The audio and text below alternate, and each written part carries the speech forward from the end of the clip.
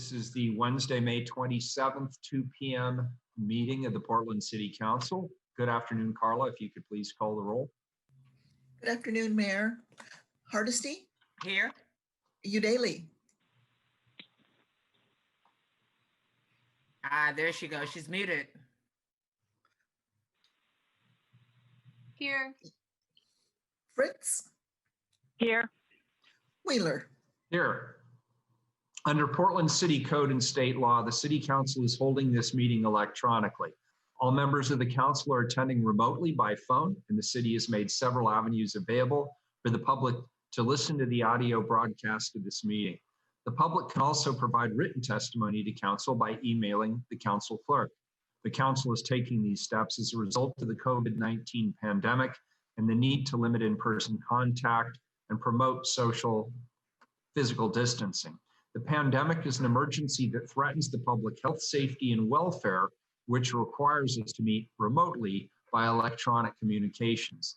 Thank you all for your continued patience, flexibility, and understanding as we manage through this challenging situation to do the city's business. And now we'll hear from legal counsel on the rules of order and decorum. Good afternoon, Lauren. Good afternoon. To participate in city council meetings, you may sign up in advance with the council clerk's office for communications to briefly speak about any subject. You may also sign up for public testimony on resolutions or first readings of ordinances. The published council agenda at portlandoregon.gov/auditor contains information about how and when you may sign up for testimony while the city council is holding electronic meetings. Your testimony should address the matter being considered at the time. When testifying, please state your name for the record. Your address is not necessary. Please disclose if you are a lobbyist. If you are representing an organization, please identify it. The presiding officer determines the length of testimony. Individuals generally have 3 minutes to testify unless otherwise stated. When your time is up, the presiding officer will ask you to conclude. Disruptive conduct, such as shouting, refusing to conclude your testimony when your time is up, or interrupting others' testimony or council deliberations will not be allowed. If there are disruptions, a warning will be given that further disruptions may result in the person being placed on hold or ejected from the remainder of the electronic meeting. Please be aware that all council meetings are recorded. Thank you. Thank you. Carla, have any items other than 398 and 399 been pulled off of this morning's consent agenda? Those are the only two that I have, Mayor. Very good. Please call the roll on the remainder of the consent agenda. Hardesty? Aye. Udaley? Aye. Fritz? Aye. Wheeler? Aye, the consent agenda is adopted, and we'll hear items 398, 399 after our time certain item, and we'll have staff here prepared to discuss those items. That brings us to the regular agenda for this afternoon. Carla, could you please read item 410? Amend planning and zoning code, the comprehensive plan map, and the zoning map to implement the expanding opportunities for affordable housing project. Colleagues, we continue last Thursday's hearing on a proposal to expand opportunities for affordable housing from the Bureau of Planning and Sustainability. BPS staff, of course, are here to present the package of amendments we agreed upon last week, including one code amendment and 2 map amendments. We also instructed the BPS, Bureau of Planning and Sustainability staff, to go back, collect more information, issue proper notices, and return back to council with a series of map amendments that have already been identified. I want to thank the BPS staff for taking on a second, more short-term package for us to consider in a couple of months. Finally, the council signaled support for creating a subsequent broader project focused on considering additional zoning text and map changes focused on creating community benefits and anti-displacement strategies. Council has signaled a strong commitment to centering equity in the city's long-term strategies in a resilience resolution, which we passed last week. A main pillar of centering equity outlined in the equity toolkit is partnering with communities who've been harmed due to discriminatory practices and policies. I hear a very good intent in starting a bigger, longer-term project at BPS. And I also want to recognize the need for the city to meaningfully engage with community members and organizations on the front lines to make sure that this is also a top priority of theirs. I believe we must listen to community members and organizations who are knowledgeable about legal and effective ways to make sure that race is no longer a proxy or predictor for how well or how long or how you live. We've limited staff capacity in city dollars. I'd rather we listen in order to prioritize staff time and resources with these community members, not for these community members, as many people expressed last week. I believe we're doing that, listening in many ways, including BPS's anti-displacement project that council has invested in. Turning back to the initial package of amendments, I propose we listen to the presentation and then vote on all three amendments as a package. Before I turn this over to Eric Engstrom from the Bureau of Planning and Sustainability to walk us through this, I want to see if any of my colleagues have any further comments before we begin this afternoon's work.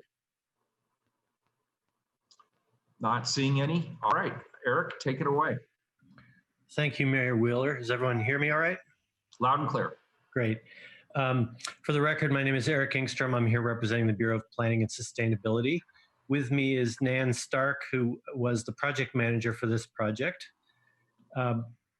For the discussion, we'll be referring to a memo which was distributed, dated May 26th, yesterday. The memo includes some attachments with draft code amendments and map amendments. There's also a reference to the additional directives the mayor just mentioned in draft form. So we'll go through those as they're referenced in that memo. The first one was the code amendment around affordability.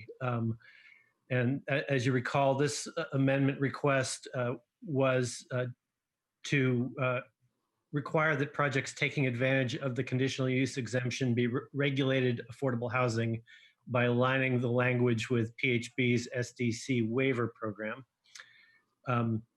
The draft code language was developed in collaboration with BDS staff and PHB staff, so I want to thank them for their help with that. As I mentioned, this links the conditional use exemption to an existing program which allows BDS and PHB to implement this without creating any new forms or administrative rules, so it allows us to move quickly with this. Are there any questions about this specific language?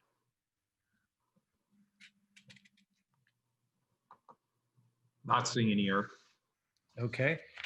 The second set of amendments are in the memo, as I believe it's item 3 in the memo, and this was to make the 2 map amendments that council agreed to. The first of those was at the St. Andrews site.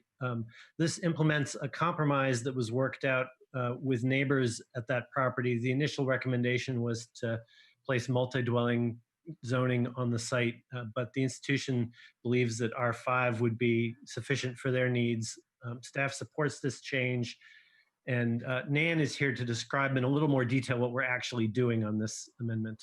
Nan, so you want to do that? Sure. Thank you, Eric. Nan Stark, for the record, with Bureau of Planning and Sustainability. So St. Andrew, a representative from St. Andrew Church proposed a zone change at the Planning and Sustainability Commission hearing from their current R10 zoning to RM1. Then during the testimony period, we sent out a postcard notice to the neighbors. That's how they found out about the proposal to R1. A few of the neighbors contacted me and wanted clarification about that. And they were not happy with the RM1, saying that it didn't really fit in with the context of the neighborhood. So I encouraged them to be in touch with the representative from the church, which they did. They all came up with the alternative proposal for R5, which will fulfill the church's desire to work with Habitat for Humanity or another nonprofit to develop a few townhouses in the future. So the R5 zoning will still work with what their needs are. Thank you, Nan. I also just want to briefly mention that there's a technical correction with this, that the change to R5 would have left a very strange sliver of, I believe, R10 on an adjacent driveway. And so we're also proposing to clean that up and make that line straight and eliminate that sliver by merging that driveway area with the adjacent, I believe, zoning to the north of that. So are there any questions about that particular change? Commissioner Hardesty had a question. Thank you, Mayor. My question is to Nan. This change that you just spoke of, you said now they will be able to develop a few housing units. Right. Say more about that. What does that mean in practice? The R5 zoning is single dwelling zone. That's the kind of housing that the church envisioned putting in at some point in the future. So RM1, is a multi-dwelling zone, and so it allows, potentially a building with multiple units in it, as opposed to what the R5 typical development is. It could be in the form of attached houses, townhouse-like development, or single detached housing. I'm sorry, Nan, that is different than what I thought we were changing the zoning for. I did not anticipate that we were going to change the zoning so that individual single-family homes that won't actually have to abide by RIP, if in fact they happen sooner rather than later. So talk about how that is consistent with our goal of adding to the pool of affordable housing in Portland. Essentially, it's the same as what's going to result from any of these map changes, which will require affordability now whenever there's development on these faith-owned properties. Is that what you mean, or? So I guess I'm hearing something different today than I heard before. I thought that the whole reason why we were bringing this whole proposal forward was the desire for some institutions to be able to build affordable housing. So, and that sounds like that's true for everything we're voting on, with the exception of the last one you just mentioned, that they may sometime in the future build some single family homes, possibly later. That's different than the goal that I thought we had here today. Their goal, Commissioner, my understanding on this site is that their intent is to be working with an organization such as Habitat for Humanity to be building affordable single-family housing, but it's different than that. If we had zoned it multifamily, there'd be more units potentially, but we're still proposing, and the institution's intent is still affordability. That was what I wanted to hear, is that the ultimate goal would be that these still would be housing that would be affordable for low-income people to live in. Yes. Thank you. Commissioner Fritz. Thank you. The other point, Commissioner Hardesty, is that this site is more than half a mile from the nearest transit street. There's one bus, literally one bus per day, not one bus per anything. It's one bus trip per day that goes past this site. So it would be a really inappropriate place to have a lot of multifamily housing, or a lot of housing, period. It's surrounded by R10 and R5. So this, I believe, is by far, it still gets us housing. It just doesn't put a lot of people in a place that they're not going to be able to get anywhere from without driving.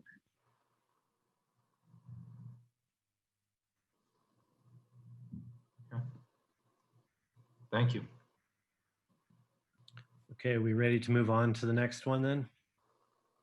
Looks like it. Yeah, thank you, Eric. Okay, the second map amendment, as you will recall, was to remove the Boundary Street site from the initial package that we're voting on. As you know, we received quite a bit of testimony about that property. It brought up some questions about the site that deserve further investigation, including issues around the condition of the street. The site is also forested, and it's an identified resource within the city's inventory of significant natural resources. This was information that was highlighted in testimony. And so for these reasons, staff supports removing this site from the present initial action and including it in the package B for further consideration without prejudice to the outcome of that consideration. So that you'll see it's listed in the item that is the language about the follow-up directive for that package B. But this initial amendment that we're asking you to consider today is to remove it from the present package. Are there any questions about that? Not seeing any. Okay, we may yet get to 12 minutes here. This is going fast. So today we're asking council to move the 3 amendments that we just discussed. Those are the items 1 and 3 in the memo that was conveyed to you. And then after we do that, then we can talk about next steps. All right, very good. Thank you, Eric, and thank you, Nan. So colleagues, unless there's any further questions, we'll vote on the package of amendments. First, I'll need a motion and a second. So moved. Second. Commissioner Hardesty moves, Commissioner Udaley seconds. Any further discussion on the package of amendments 1 through 3? Looks like Commissioner Fritz is trying to get in. Commissioner Fritz, did you have a question? No, thank you. Very good. If I did, I would have raised my hand. Very good. Carla, please call the roll. Hardesty, Aye. Udaley, Aye. Fritz, I very much appreciate the work that staff has done in a very short time frame to be able to bring us this package, and all the amendments make perfect sense. And I'm going to say thank you every time I can to Nan Stark, because she's had such a great career that this is a very fitting way to cap it all off. So this is the first time I'll thank you, Nan, but it's not the last. Aye. Wheeler, Well, first of all, I also really appreciated hearing public testimony from so many community members and neighborhood associations, community institutions, and developers about the amendments. We got a lot of emails as well as people who testified via Zoom.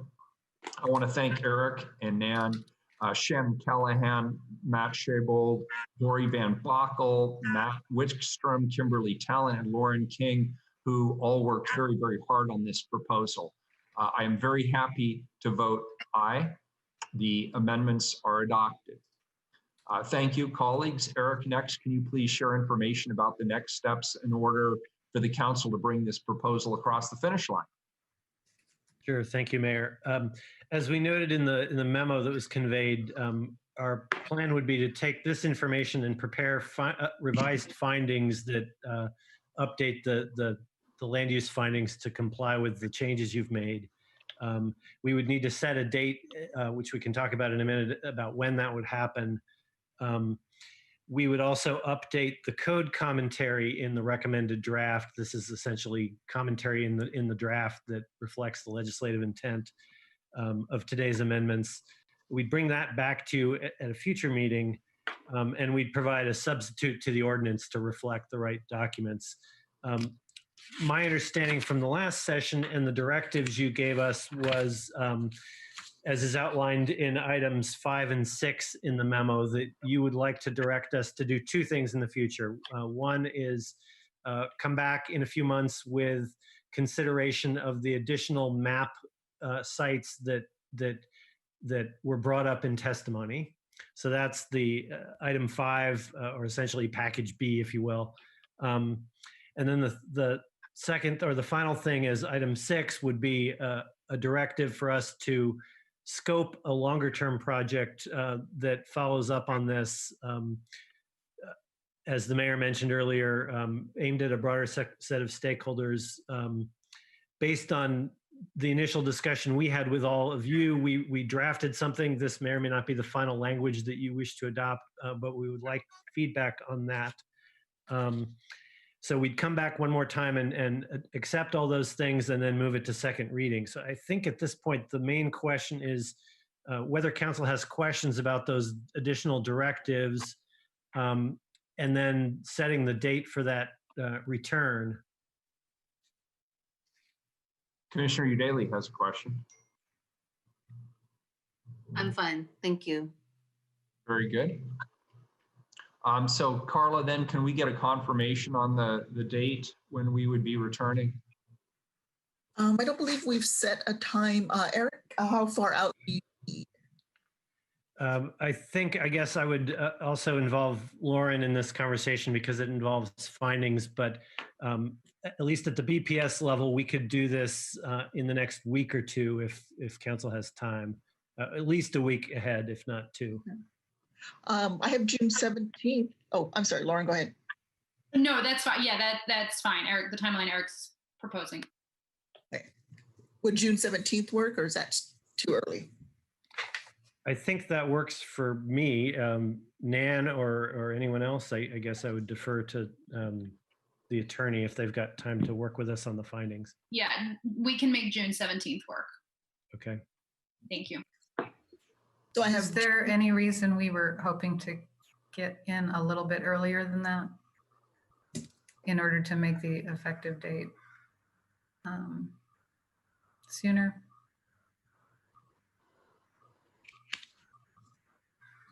I think we probably want at least a week to finish up the findings. I don't know what else, if there is any earlier time available. Carla, would the week before that be possible?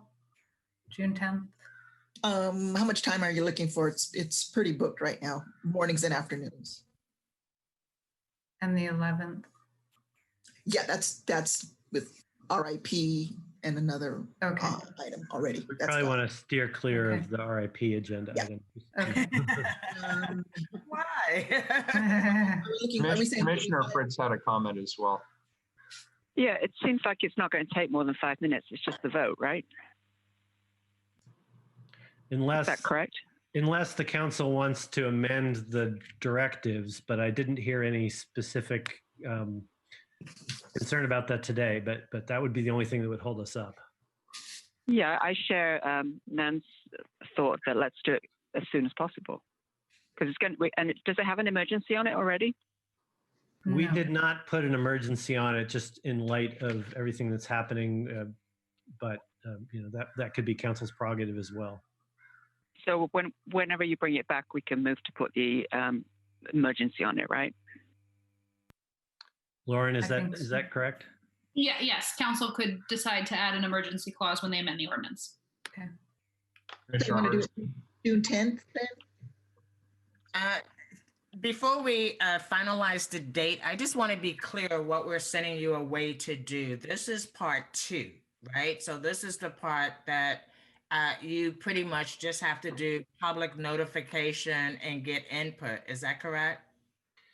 There's 3 things that are happening. The first is the package that you just discussed and the amendments and all the other recommendations that came from the Planning and Sustainability Commission. That's what you'd be adopting with this ordinance when you move it. The ordinance would have 2 directives in it pointing to future work. The first would be the package of specific sites that we didn't get to in that first package that you'd want us to come back in September. And the final item would be a broader, more long-term scoping of a future project. There's not a date attached to that in the directive, and it's intentionally broad because we haven't scoped it with community yet. Thank you very much, Eric. That's really helpful. I agree with Commissioner Fritz. I mean, it sounds like you're going to come back with what we discussed today, and then you just need a vote from us to keep going and doing the additional work that you need to do. And so I support Commissioner Fritz. I'd rather say sooner rather than later, because I also don't want this caught up in RIP, because RIP will be its own personal thing. So Ever the optimist, Commissioner.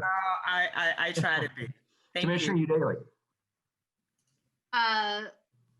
I was a little confused about the process and timeline today, so I'm going to hold most of my comments for when this comes back. But I just want to really appreciate staff at BPS, BDS, and the Housing Bureau. I know that I made you guys do a bunch more work, and I just want to appreciate.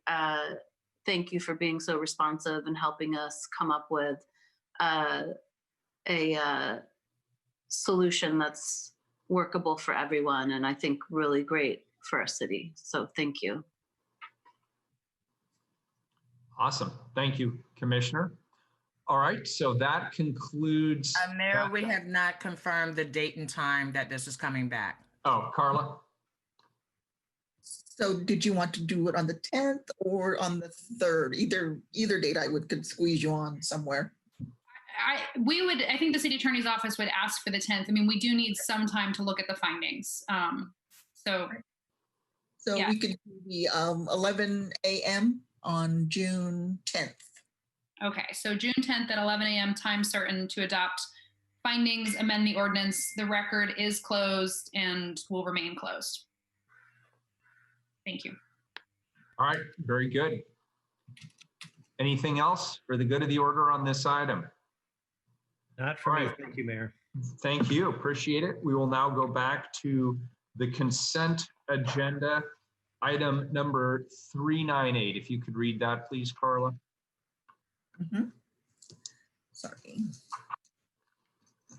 398, a settlement of Ethiopia Amdino bodily injury claim for the sum of $125,000 involving the Portland Police Bureau. All right, and we have Randy Stenquist from Risk Management is here to walk us through this particular item, I believe. Actually, Mayor, this one is mine. I'm Jessica Bird. I'm the hi, Jessica. risk analyst. Hi. Okay, good. Thank you. Welcome. I think Randy is $399. Okay, got it. Thank you. Sure. Okay. Again, my name's Jessica Bird. I'm with Risk Management. Hello, Mayor and Commissioners. Hello. And everyone can hear me okay? Yep, loud and clear. Great. Okay, this claim involves a collision that occurred on April 19th, 2018 in the eastbound lanes of the Interstate 84 freeway. As Mr. Amdino approached the Gateway area heading eastbound on Interstate 84, he was struck head-on by Christopher Kennard, who was driving the wrong way on the same stretch of freeway. Shortly prior to the involved collision, Mr. Kennard had been involved in a hit-and-run collision. A Portland Police Bureau officer discovered the vehicle based on its description and within the vicinity of the reported hit-and-run collision. The Portland Police Bureau officer activated their overhead lights and planned to stop the vehicle and investigate. The driver, Mr. Kennard, ignored the lights and drove around the PPB officer and proceeded the wrong way onto Interstate 84. The officer continued to follow, and about 30 seconds later, the collision occurred between Mr. Kennard and Mr. Amdino. Mr. Amdino reported injuries to his head, neck, back, chest, all four extremities, and post-traumatic stress disorder. He treated for approximately 14 months post-accident. He reported missing 6 months of work. His attorney submitted a demand on his behalf for $86,855.41 for his economic damages, including medical expenses and wage loss, and another $175,000 for his non-economic damages. The vehicular pursuit was found to be out of PPB policy. Risk Management engaged in negotiations with Mr. Amdino's attorney and was able to reach an agreement of $125,000 inclusive of medical expenses, wage loss, and non-economic damages. All right, so those are the basic facts of the case. Why don't we hear public testimony, and then you might have further questions to answer. I believe Mr. Handelman pulled this. Am I right, Carla, or am I wrong about that? That's correct, and he is on the line. And is he the only person who'd like to testify, or are there others? He is the only one for this item. Very good. Mr. Handelman, 3 minutes, name for the record, please. Thank you, Mr. Mayor. I'm Dan Handelman with Portland Cop Watch, and our group has asked numerous times for settlements regarding police misconduct to be placed on the regular agenda rather than the consent agenda to promote transparency and the discussion of underlying policies that may have led to the conduct in the first place. We normally don't pull settlements for traffic collisions, but as you just heard, this was a case that involved a Portland police officer chasing Mr. Amdino the wrong way down a freeway, leading to non-life-threatening injuries, and Mr. Kennard himself losing his life in the crash. Officer Alfonso Valadez was the officer involved in the chase, and normally officers do not get disciplined because of the monetary settlements, but Mr. Valadez was indeed fired from his job over the incident.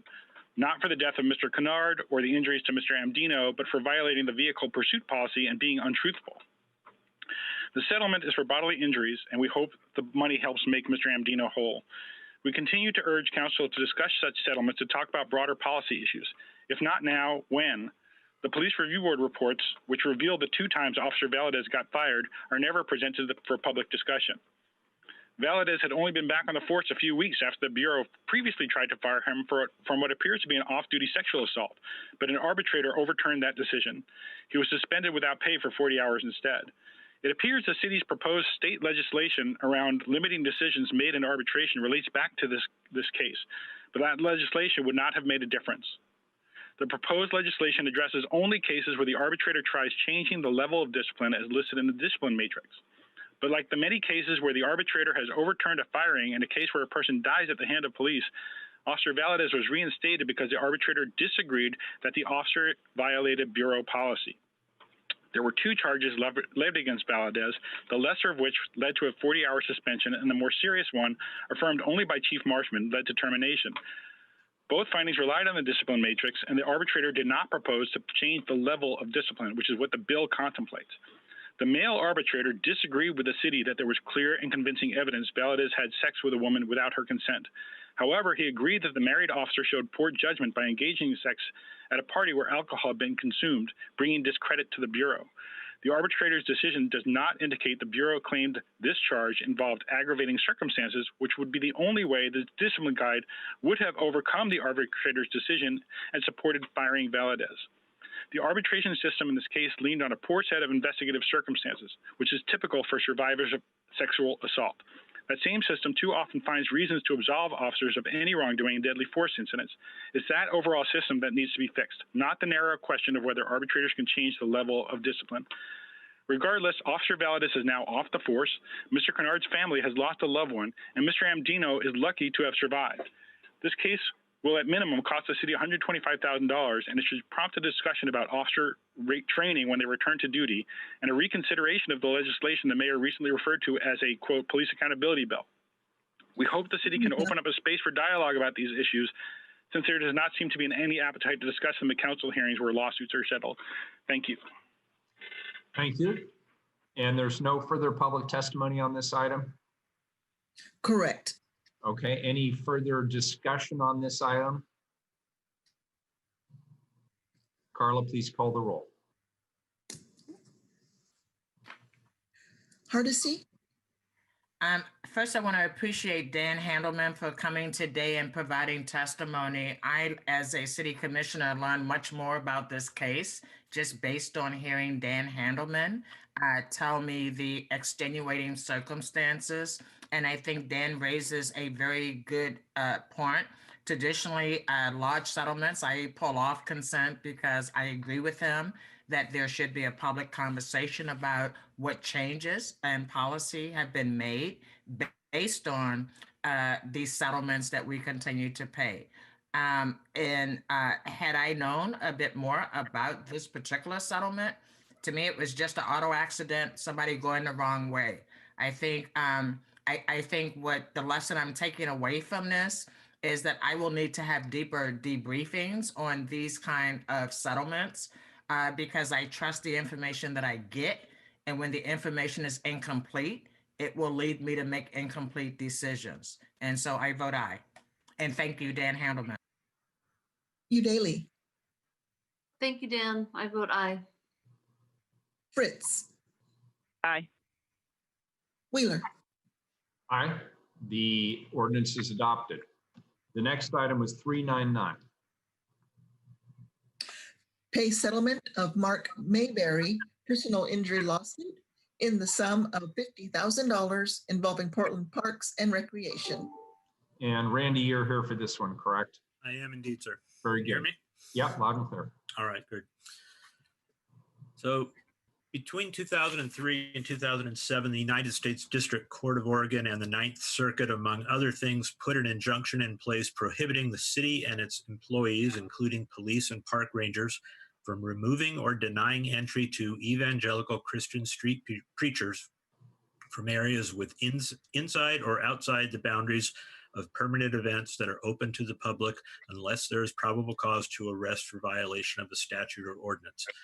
This prohibition extends to fenced or gated areas, events that are open to the public. The litigation in Gathright specifically involved Waterfront Park and Pioneer Courthouse Square. On June 1st of 2019, a city park ranger erred in issuing an exclusion to Mr. Mayberry, an evangelical Christian activist at Waterfront Park. The park ranger obtained assistance from the Portland Police Bureau when Mr. Mayberry objected in light of the 2003-7 injunction. Mr. Mayberry appealed the exclusion. The situation was compounded by Parks failing to appear at the exclusion hearing, which resulted in the hearings officer dismissing the exclusion and finding that Mr. Mayberry was engaged in free speech at the time the exclusion was issued.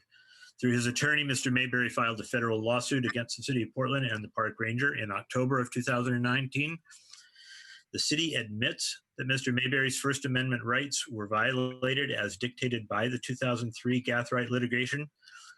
And among other things, this injunction allows the evangelical Christian preachers and others similarly situated to espouse their views at Waterfront Park, including at all permitted activities that are open to the general public. Risk Management and the City Attorney's Office successfully negotiated a compromise settlement in the amount of $50,000 with Mr. Mayberry and his attorney in exchange for the dismissal of this lawsuit. The settlement is inclusive of all economic and non-economic damages and attorney fees and is contingent on the approval of the City Council. In light of this incident in June of 2019, the city has made changes in processes and training with the Parks Bureau, Park Rangers, and with the Police Bureau. Park Ranger training that is already in place regarding Gathright will be more prominently emphasized for new hires during the annual refresher training for Park Rangers. That was just completed at the beginning of March of this year. Park Rangers have also developed additional processes for revoking a park exclusion issued in error, which should prevent the same situation from occurring in the future. In addition, Portland Police Bureau has training in place regarding the Gathright injunction, and that training will again be presented at annual in-services and now include knowledge testing. We also have Scott Modi from the City Attorney's Office here if any of you have questions about some of the more legal aspects of our settlement. Colleagues, any questions prior to testimony? I don't see any. Carla, you said some people had signed up. Yes, we have 2 people signed up. Very good. 3 minutes each. Name for the record, please. The first person is Ray Hack. Good afternoon, Ray. Good afternoon, Mayor Wheeler. Basically, I wanted to say, first of all, I wanted to quote a Bible verse. This would be Psalm 51:17. It says, "A broken and contrite heart, these, O God, you will not despise." The city of Portland, unfortunately, has a well-deserved reputation for hostility towards straight preachers. Basically, based on my dealings with Mr. Modi, the city wants to change that. The city wants to change its image, and it wants to be a truly tolerant city. And I think and I just wanted to say that approving this settlement would go a long way towards showing that the city is indeed contrite and willing to make changes as far as how it treats street preachers who are civilly and peacefully exercising their free speech rights. Thank you, Ray. Appreciate your testimony. And the next person is Mark Mayberry. Good afternoon, Mark.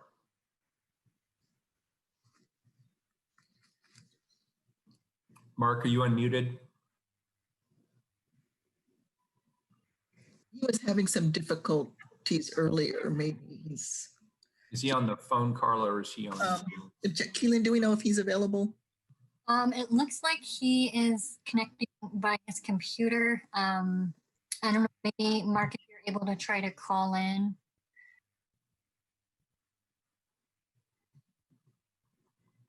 It does look like he's unmuted. He is unmuted? Yes.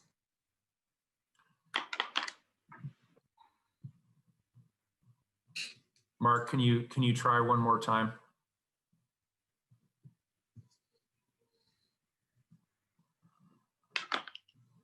And does he have the call-in number?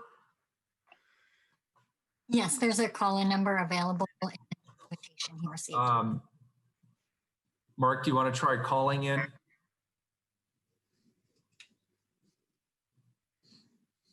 It looks like he's been sent a call-in number, so. Okay, let's just wait. Let's wait 1 minute, see if we can get him.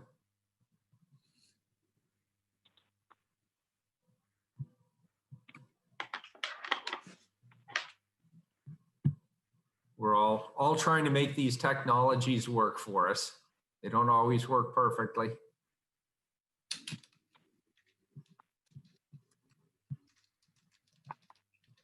Mark, you there now?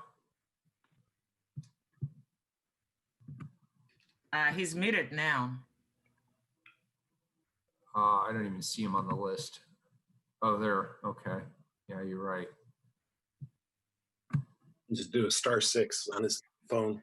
Yeah, if you're on your phone, Mark, try *6 to unmute.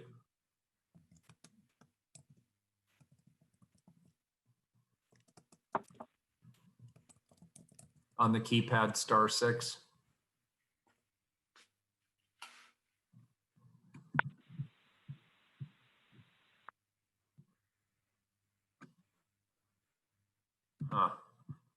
No luck, Carla? Looks like he might have been temporarily connected, but it looks like he's been. Somebody, he put his number there in the chat. Is there any way you could reach out to him and just hold the phone up to the mic, to your mic? We tend to be creative in this process. Hang on. I'll call him and see if I can just get him. If I can get him, then I'll just hold the phone up. All right. We're doing it old school here. 5. Can you hear now? Yeah. Who's that? It's Mark. Okay, that was, yeah. Okay, that's me now. Success. You did it. Good job. Well, my son helped me. I'm old school. Okay. All right. Welcome. Well, thank you. Well, I'm glad to hear that there are some changes as far as the training policies and stuff, because without free speech, I just feel like we basically are subject to a government that can just do whatever it wants and control our lives. And that's, I believe, is wrong. And we will not have a free country anymore. And there's people who died in many wars in this country so that we could have freedom of speech and freedom. So I feel that this is very important. We need to stand for it, unless we want to live under a communist government or a totalitarian government. And I feel that we need to stand up for children. That's for abortion. That's what I was doing, because God commands us to love one another and treat people the way we want to be treated. And to kill our children is not loving them. And that's why Christ died, just because of our sins, and he rose again from the dead so that we could learn from his example to love one another, lay down life for each other rather than to take the lives of others. And so that's what I was trying to do, is be like Jesus and love my neighbor, especially the little children who can't speak for themselves, who are being killed at over 3,000 a day in this country. Thank you, sir, for your testimony. And I believe that completes public testimony, does it, Carla? That's correct, Mayor. Very good. Any further questions, colleagues? Seeing none, Carla, please call the roll. Hardesty? Aye. Udaly? Aye. Fritz? Aye. Wheeler? Aye. The ordinance is adopted. The settlement is agreed to. And Carla, unless I'm mistaken, that completes our business for the day. That does, Mayor. Excellent. Goodbye, everybody. We are adjourned.